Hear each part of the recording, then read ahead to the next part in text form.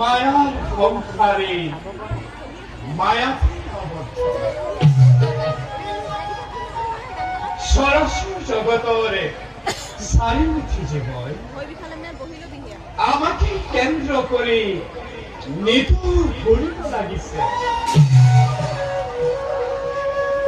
আর আমিও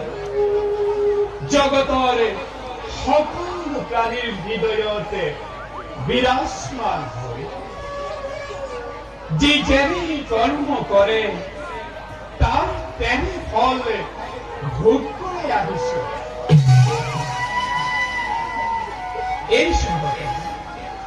দুষ্ট সকলকে বিনাশ করে শান্ত সকলকে উদ্ধার আর পালন করিবার বাবে যুগে যুগে আমি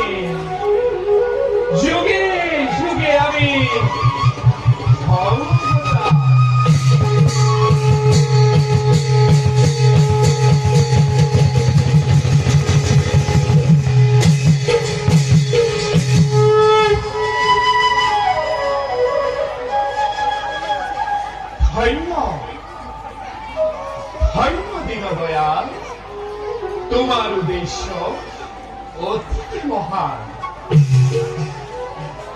পাঁচ বছর আবার ধ্রুব কুমারের অন্তরতে তুমি কি ভক্তির বেশে রোপণ করেছা সেই ভক্তির বৃক্ষ রূপে জগততে চিরদিনে অমর হয়ে থাকিব খরুচির প্রলয়কারীর হিংসা ধুমুহাই